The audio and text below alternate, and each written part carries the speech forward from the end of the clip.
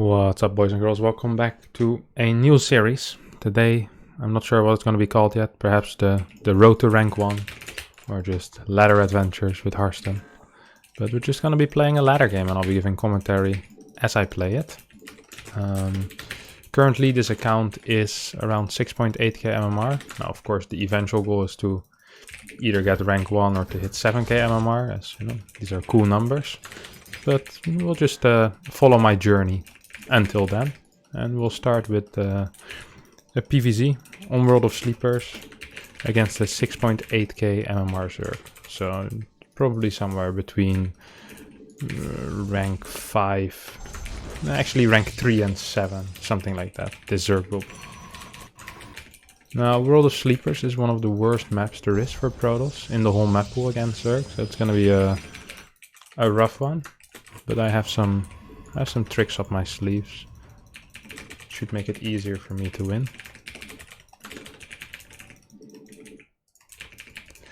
Just gonna be scouting initially to make sure we're not being 12 pooled or proxy hatched. Okay, so we see a hatchery go down. Put a spray on top of his rocks. The salt shaker. Gas timing and pool timing look absolutely normal. GG gets put down by him, or her, of course. Of course, always a possibility that it is Scarlet.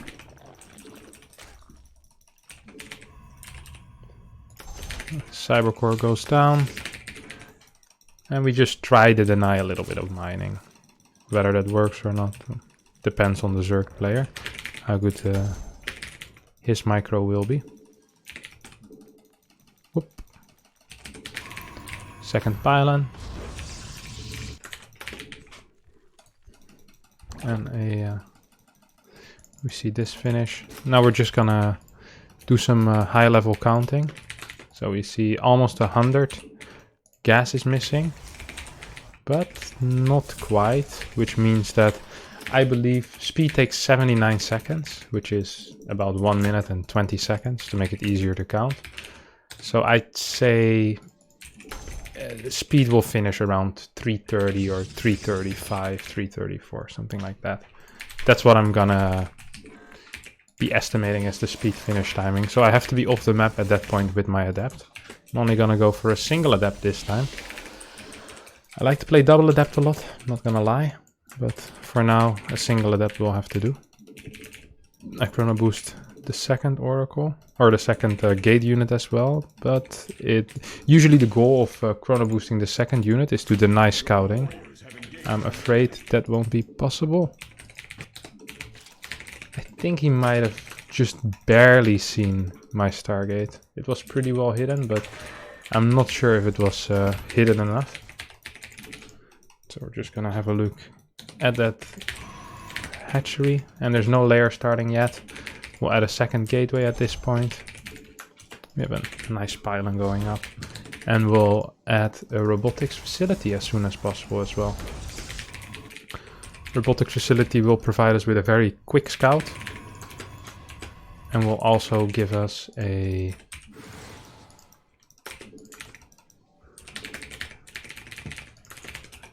quick immortal for defense, obviously.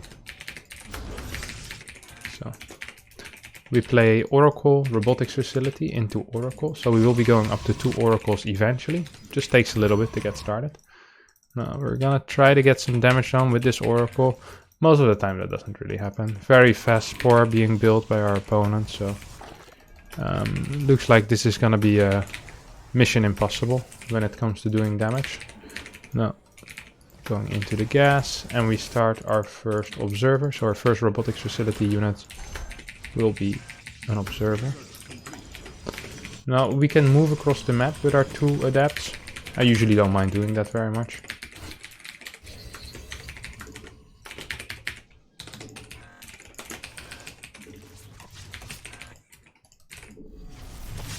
Oh, free drone, always nice.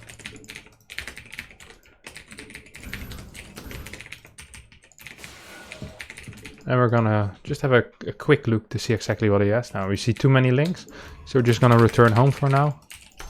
You know what, buddy? we don't need that. You know, we don't need to be on your side of the map at all times. So we're just gonna return home, start our second immortal, and start 2 zealots and start moving across the map, honestly.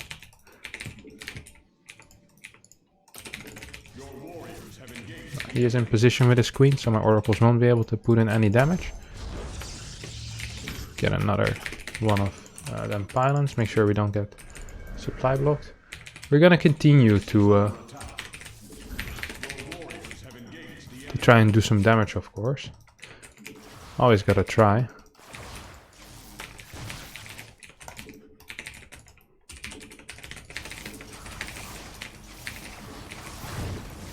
So we see him move out a little bit here.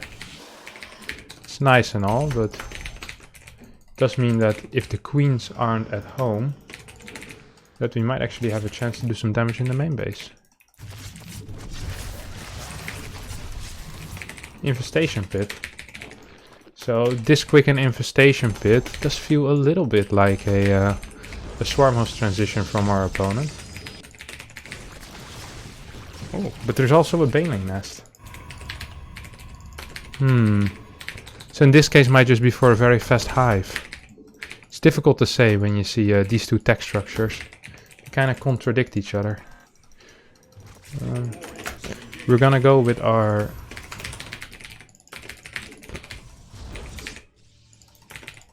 oracles to his fort base to try and kill a drone transfer there. Ideally, that's what we'd want to do. We're very late with our Templar archives, by the way. Good positioning of the queens. We won't be able to do anything here. That much is clear to me.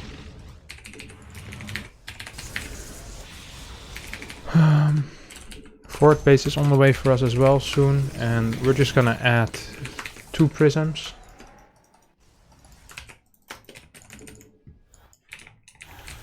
We do see some units being built, some drones being built as well, so just gonna be very, very careful. That's exactly what we want to be doing. Second prism, Templar archives, starting storm, and we could add 2 more gates at this point. Now we have a lot of energy on these guys.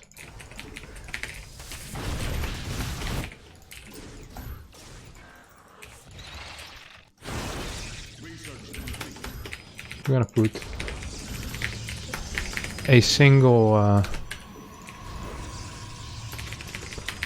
Archon over here. What is he doing? What's he trying to hit?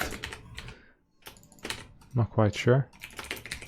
Now, I kind of want to start my +2 upgrades. I want to start a lot of things, obviously. We kind of want to start killing some creep as well. We have a couple of zealots into that 1 prism, which means in theory we're gonna be completely fine.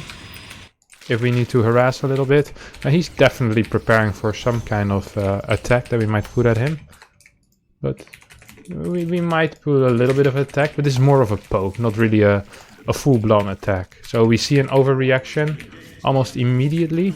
Would suck if we lose both of these. Ho ho ho ho ho ho.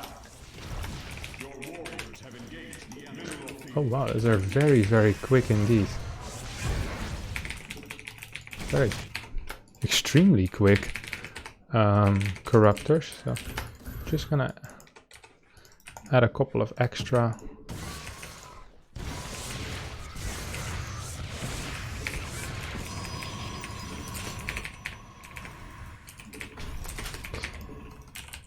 Couple of extra cannons on every base.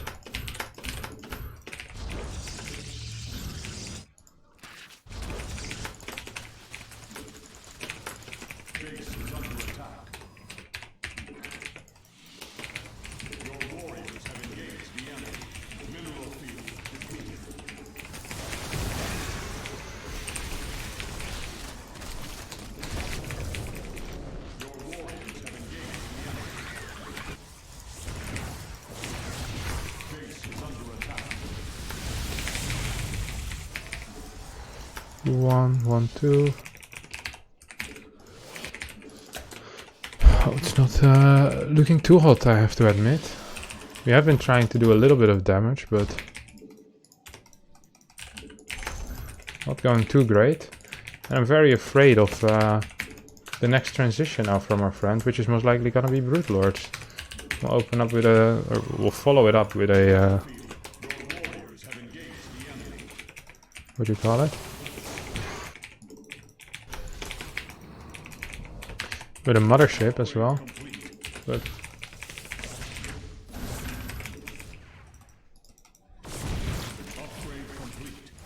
I don't understand quite what he's doing here.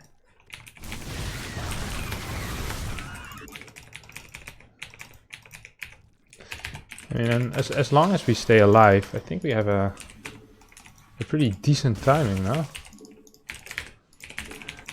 With most likely a bunch of Tempest.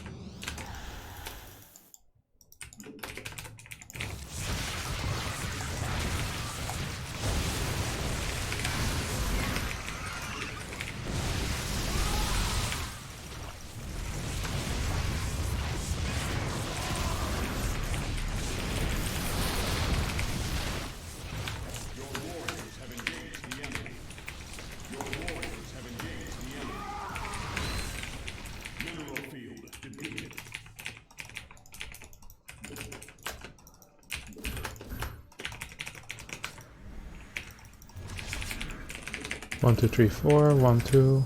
Get a couple of these. Send one immortal there.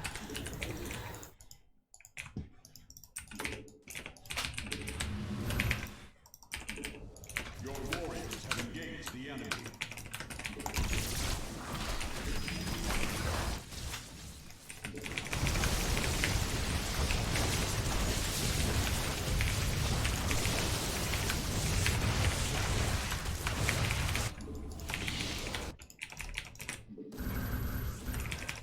Base is under attack. Your warriors have engaged the enemy.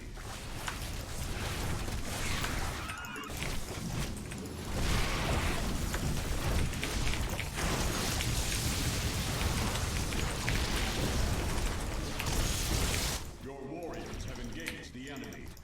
Your warriors have engaged the enemy.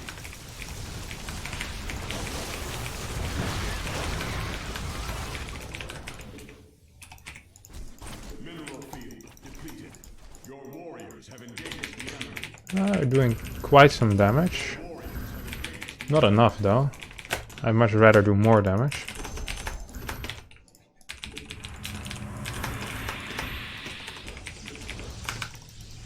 Your warriors have engaged the enemy. So we're gonna continue trying to put pressure onto our opponent.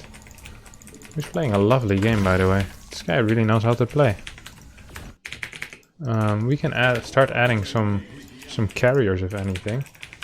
Kind of done with these Tempests at this point.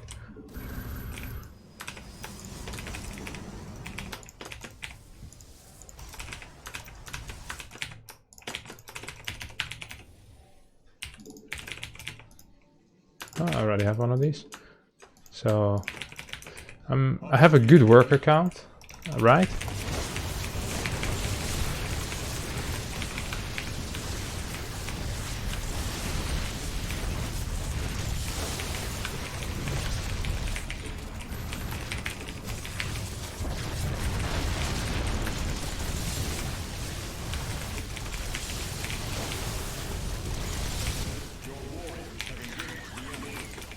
I don't really care about losing that one too much. Like, I can kind of afford to lose that.